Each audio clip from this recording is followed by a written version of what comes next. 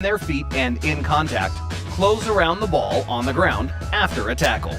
Once the ruck has been formed, players can't use their hands to get the ball, only their feet.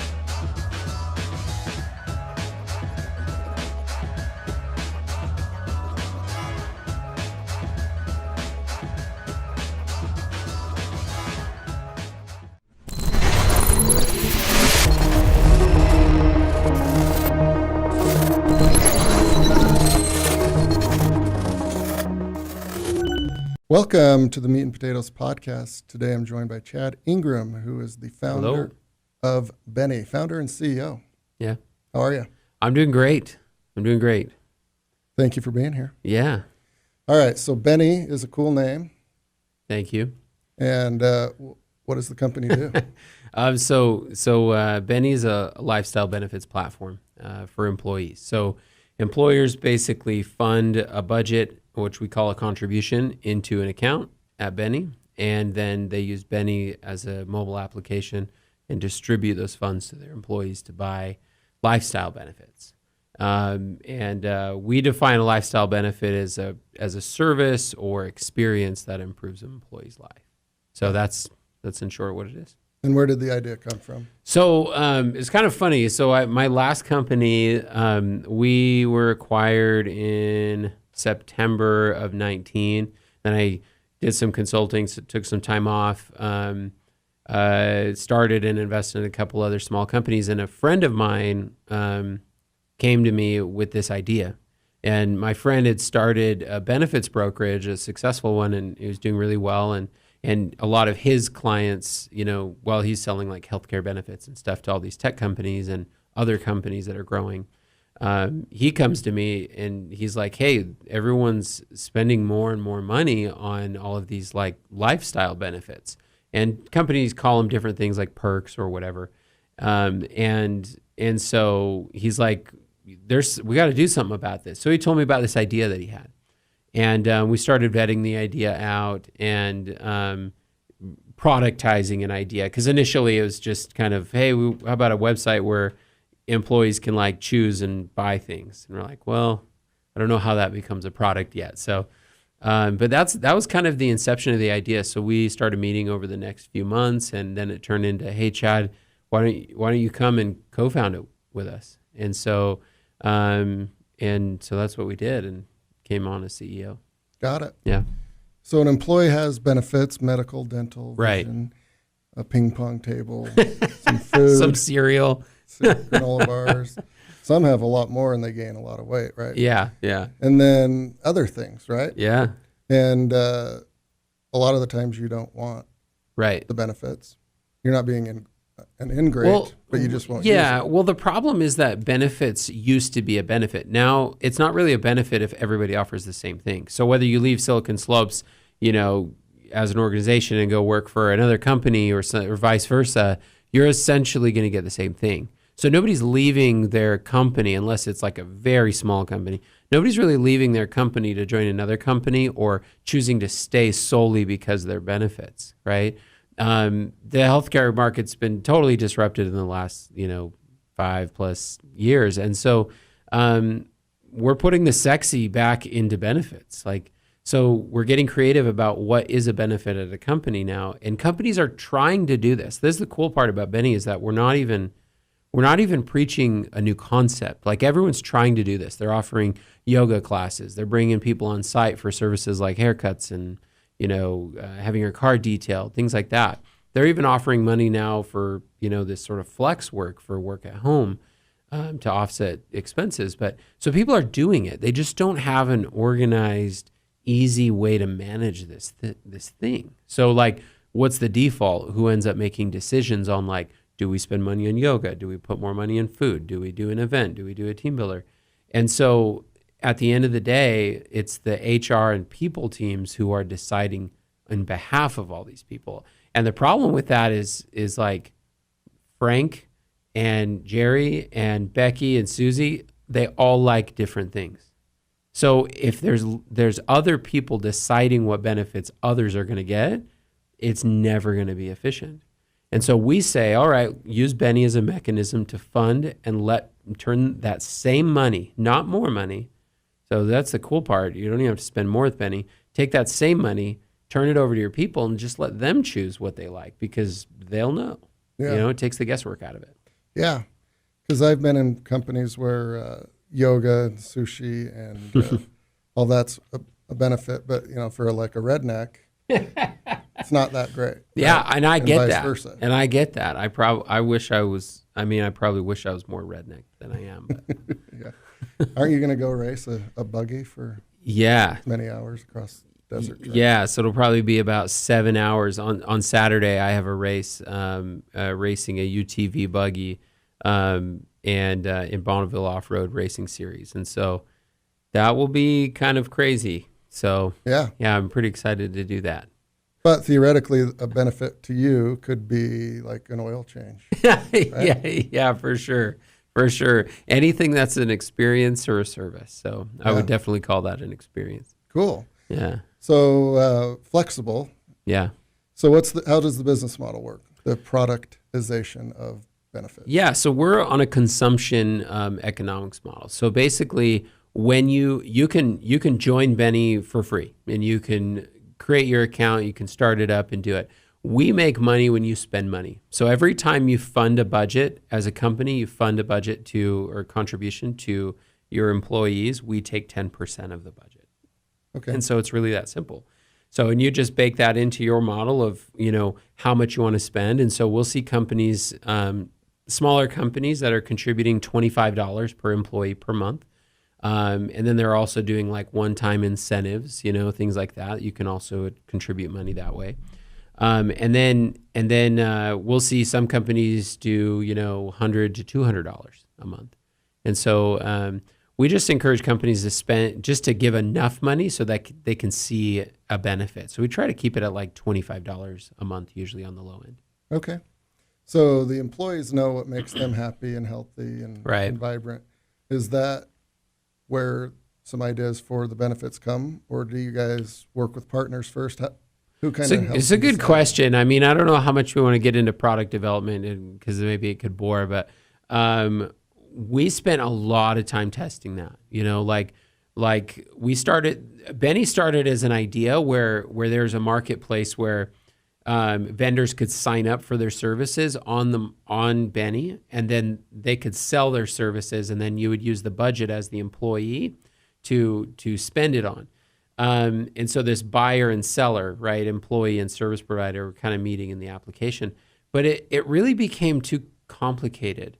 And though we still have the technology to do it, we actually recently decided to focus in on another model that's slightly different. So we found that, employees didn't really want to carry another card, and they didn't really want to change their spending behavior. And so what they'll do is they will find an approved business in the Beny marketplace. We have a marketplace where they can search all the local services and experiences of things they want to do. Like if they want to go-kart racing at the Grid here in Utah County, they could go there, and then they'll use their own payment method. And then they'll take that proof of purchase and upload it. And then Beny, like Venmo, is connected to your bank account, and it will just send you the money to reimburse you automatically. Okay. And then it'll share all of that data with, not all of it, the pertinent data with the employer. So the employer can see that the employees are getting value. Okay. Yeah. So golfing, go-kart racing. Yeah, definitely. All of that. There's even skydiving on there. You can go down the Provo River. I mean, literally everything that you can think of. We've gone through the time to look for businesses that fall within those categories of fun and other things that some might find a little more boring, but it's very important, is wellness, right? Making sure that you can find the right classes, or having your gym membership taken care of. That's been something that companies have been trying to do for years. And, so what do companies do? Just throw it onto your paycheck and hope you do it. Yeah. And nobody really does it, right? But Beny kind of ensures that you do it. Okay. So, you can get a massage. People, like, in fact, I had, with my wife, it was funny. She invited me and I went to do it. But the first time I got a pedicure, it was actually surprisingly awesome. Yeah. Yeah. I've heard. Yeah, definitely. So if I want to be have an experience running the shortstop for the New York Yankees. Probably not going to happen through Beny, but stuff that is feasible, you can do it. Well, yeah, exactly, right? Like any business thing, certainly if you wanted to go to a baseball game, you could totally do that, and you could use the funds for Beny. Cool. Yeah. All right, and so you guys have recently raised a little bit of money. Yeah. So what we did is we amongst us co-founders, we put money in, and it, the idea is that we would do this sort of pre-seed round and get us started and get us into the earlier. I mean, I don't know. Maybe you could say we're borderline bootstrap, but we're being really cost conscious in how we're utilizing those funds. But we're getting to a point where we still have funding, but we're considering talking to VCs here pretty soon about doing an institutional round. We have been so focused on product that we've been kind of throttling growth a little bit. And in fact, we had a board meeting just today, this morning, and discussing, when we want to actually start to put some more fuel on the fire. And we think we're pretty close. Within the next month, we should be at a point where we aren't really embarrassed about our product anymore in the earlier stages. And so, we're looking forward to the next steps for sure. Yeah. Yeah. And so with the raising of the money,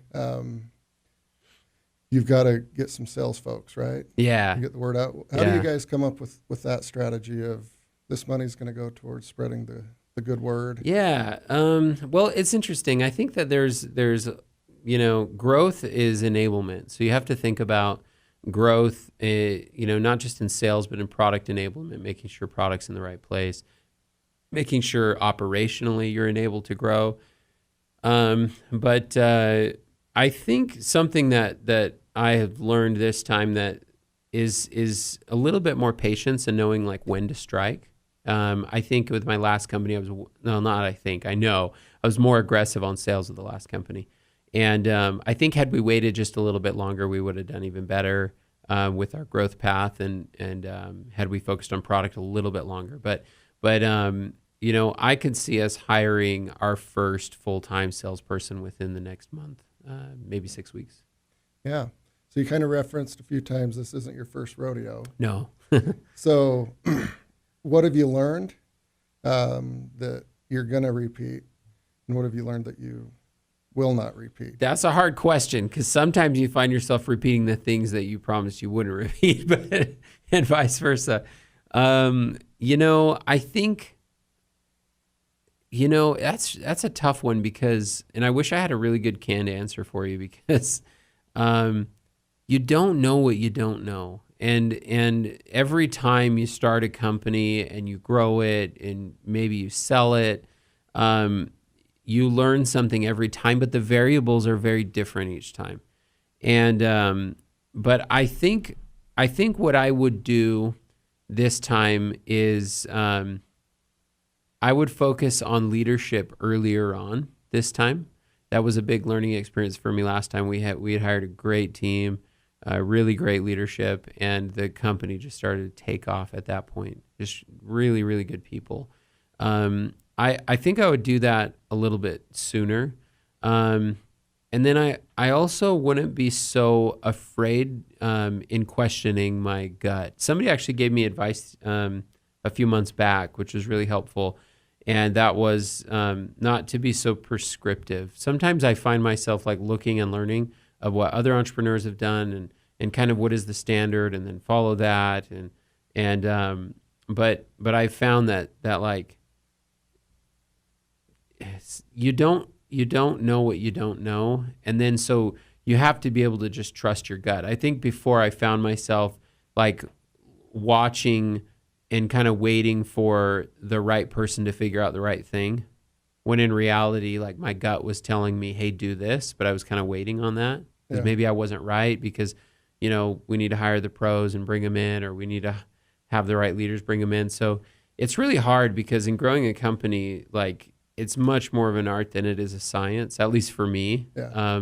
There's probably certainly better engineering leadership that might disagree, but I think it's a good learning lesson for me to really follow my gut and just act on it. Yeah.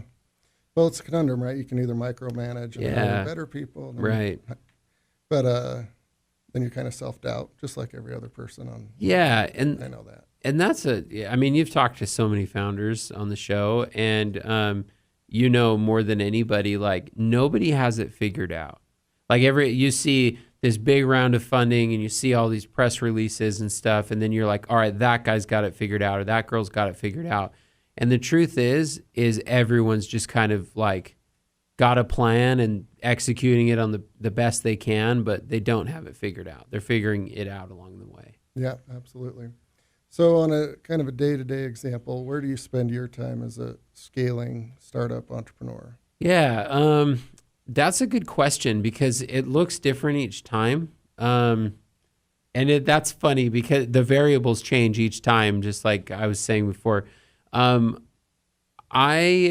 It's been different, like finding myself very much back into the weeds again, like either, looking at code, building a spreadsheet myself, testing something myself, doing a survey myself, some of these basic things that I had done before. But I think also this time I know where to go a little faster and where the trade-off is in spending money a little bit quicker, hiring the right people to help out this early on. And so I spend a good chunk of time meeting with software engineers. We have a product manager, my executive assistant, and or co-founders. And then now that we're having customers now, talking to customers, that's really cool. Talking to users. So it's really kind of like, I'm really busy. I'm getting really busy again, yeah. Which is nice, but it's like, I'm like in the moment where I need to start kind of organizing even better. But really it's just like you would imagine in a startup. There's just a lot of different things every day. And that's kind of crazy. Yeah. So you're building your own spreadsheets, creating your own surveys. Yeah. But then internally, right? Like you've got a young family and you've got hobbies and things like that. Yeah, for sure. There's a kind of a ticking clock in your head of, I need to replace myself in these 2 or 3 areas. How do you go about strategically thinking through that? So it's really hard because, no matter how much money that you attribute to a business, there's always a trade-off. You spend more money, you lose time on burn, right? Or if you spend more money in this one place, spend more time in one place, then you're trading off time in another place. And so you just have to really look and prioritize. Like right now, we've spent, 15 months or so in product development. And so this had a lot of my attention. And right now we need to start focusing on marketing and sales and starting to build down the operations to the operational component to build the business. And so I look at that as a priority. So the next person I'm probably going to hire is a salesperson, and then a part-time marketing person, I'm sure, at some point. Yeah. So this is like you're putting out fires and you think that one's put out and you run over to the next one, then you look back and you're like, gosh, damn it. Yeah. That one's still going. And if only there was 2 of me, right? Yeah, it gets crazy. And it's just, again, early on, like that's where it's just, you can only plan so much because like even your product development assumptions are never consistent, right? Like you go down one path, you figure that out, you're right, you keep going, then you test something else out and it's not quite right. So like you have to be really kind of adaptive with how you're doing it this early on. And maybe that's why some people struggle with starting a company because you can drive yourself crazy just doing that if you're just a 9-to-5er. Yeah. Well, especially with like product, right? Like I don't know that much about it Sure. other than that button should be here. This doesn't feel right. Change the color. Yeah. Right, but there's a lot that goes into it, Mm-hmm. tons and tons, and there's several brains that need to be involved in it. Right. So from, a new product idea on a whiteboard or somebody's brain to inception, real quick, what's that kind of process like for Beny? Yeah, good question. So for us, it's first you have to kind of vet this idea and how can you productize it. And when I say productize it, I mean what's the economic component? Like how do you make something that somebody would be willing to pay for? There's so much value. So it starts out by writing out user stories. Once you write out the user stories in the format of, as a X user, I can do Y. And that helps you kind of describe the experience that you're trying to have. Once you do that, then you go through those and identify what's the minimum viable product of that. Once you've done that, then you can start moving towards a wireframe and then towards a design. Once you have a design, you can make a clickable prototype, and then with that clickable prototype, you can actually start coding the back end database and then the front end. And that's really the first few months of the development process. I mean, we started with 5 engineers, and then now we have a team of 10, and I guess 11 with another product person. But it's a cool process, and of course that entire time you're getting feedback by getting it in front of people. And but again, it's where this like science meets this art of knowing what to do and what to build and what to chase. And so for us, we were just trying to create value. Like how do we allow an employer to create value for their employees through this contribution, through this money that they're already spending? Yeah. So if you're a potato entrepreneur, potato farmer, and McDonald's buys your potatoes, right? Like that's your product and roadmap and everything. Right. It worked. Right. But for you guys, it would, like Susie Smith booked a massage using. That's the end result, right? That's what you guys are interested. Well, the end result is that they receive the money. Right? Because the service happens, and then we're automatically reimbursing them between 24 and 48 hours. And but the value, like that's the end result. But the value is, that they have an experience. Like when we hear stories about, a spouse whose wife was at home and having a hard day, so he uses Beny to send his wife cookies and pay for it, right? Or somebody who takes their entire family to go to the movies. Yeah. After the pandemic, that was huge, to be able to go to the movies again. And so there's so many use cases of people like getting value in these small, simple ways that just like, it just says so much more than saying, hey, here's $20. Yeah. In cash. And so it's at some point you press go, and it's not the MPV anymore. It's like real. It's wild. It can be used or abused. Yeah. I always get nervous, and I'm not technical in any sense of the word, but I've had instances where somebody said, I texted you. I say, no, you didn't. And then they show me the text on their phone, and it never showed up on mine. Do you ever get worried, though, when you like, all right, this is go time, that the technology doesn't work, or are you fairly confident? Dude, yes, for sure, always. Like, so I was talking to somebody about that, and, everybody has bugs. Every single tech company. I mean, the reason why there's such a like need for engineers all up and down this valley, and then in California and on the East Coast also, like we have a huge shortage of labor for software engineering, and it's because everybody has bugs, right? Like there's a huge team working through that, and even if it's not buggy in the sense that you might think it is, there's always something to improve. So anyway, I was talking to somebody about that, and literally the day before I had just had a bug with Apple, right? Or some nuance with Apple. Like some of the best technology companies in the world, everyone deals with bugs. So you just have to know that and get comfortable with it. And then we could have a whole other conversation about how your first version of your product should embarrass you to some extent when you do go to market. But it's hard. You have to have the stomach to know that, you're going to go to market, and you might even lose some users because of it, but you're going to get really good information on what to improve. Yeah. Yeah. There's times where, you're like, I clicked that and I did that. Yeah. Your teammates are like, no, you didn't. You're doing it wrong. And I'm like, I promise I did. It makes you like be self-conscious. Those are the hard bugs that you can't replicate. And then you're like going back, I'm going to prove you wrong. And it's just gone, into the ether. And, totally. Until it comes back. At the wrong time. Absolutely.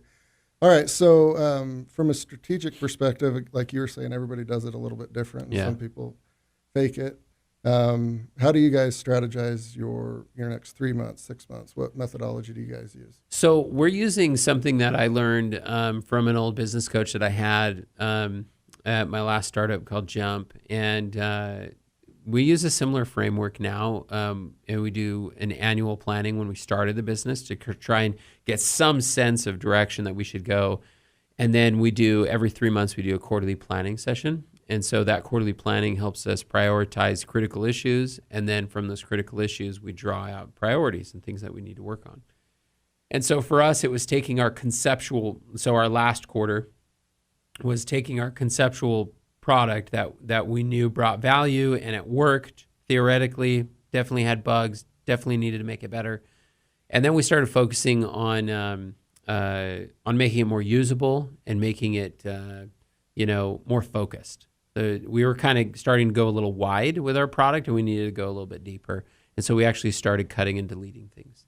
And so to simplify, and we think we made the right moves, but we'll see really soon. Yeah, absolutely. All right. So what are you most excited about with the future of Beny? I'm really excited to start really openly onboarding customers. Beny is really easy because it's a consumption model, so it makes it really easy for people to spend money on it. The justification of spending money on it. We have terms and conditions, but we don't have like a traditional SaaS contract.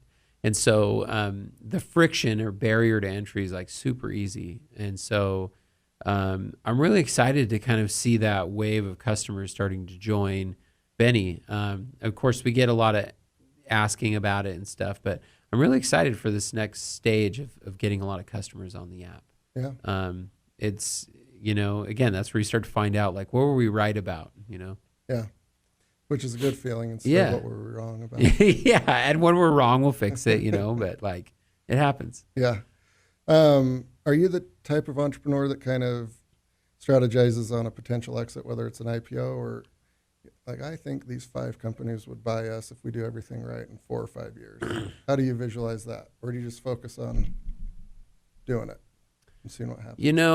So I started my first company in 2013, and then I sold my shares of that company. So I exited the company, sold my shares to my old partners in 16, and then started Jump in January of 17, and then sold that, almost 3 years later in 19. And it just so happened that both the way those situations worked out, I didn't intend to sell so quickly, especially with Jump. Jump got to a point where we were consuming so much cash and had such growth that we were coming to an inflection point that if I didn't raise a serious amount of money soon, that we were going to run into big trouble. And then we got a couple offers to sell, and so we ended up selling. And so certainly there was some pressure there to do it, but I hadn't planned on doing it that soon. And with Beny, it's so unique and disruptive that I can't think of who would be our acquirer. But certainly I think that's what so many of these young technology and growth company entrepreneurs are doing or plan to do. But I can't say that I have a great plan for that, but I know that that will be the outcome. I'm sure. Cool. Yeah. Awesome. Well, I anticipate that Silicon Slopes will use it. Yes. We won't be a huge customer, but you do have some employees. We have some employees, and that's better than a poke in the eye, right? Mm-hmm. Count it. Money. Definitely. Yeah. There you go. I love it. And I think it's a good fit for a small team like us that has a lot. Yeah. Of Absolutely. It's likes. Yeah. Absolutely. Absolutely. I mean, what would you spend your money on? Some things you like. I'd love for somebody to come and do an oil change in this parking lot instead of me going to that spot. When we were doing our surveying early on, the thing that inconvenienced employees the most almost certainly was anything automotive related, which was really interesting. So getting mobile people to come to you is like a huge, huge plus. Yeah. My car gets me from point A to point B. I don't care how I roll, and so anytime I have to pander it, I don't like it. Yeah, for sure. Well, cool. So thank you so much for taking the time to join, and congrats on the success, and look forward to watching what you guys do. Awesome. Well, thank you so much. You bet. Thank you.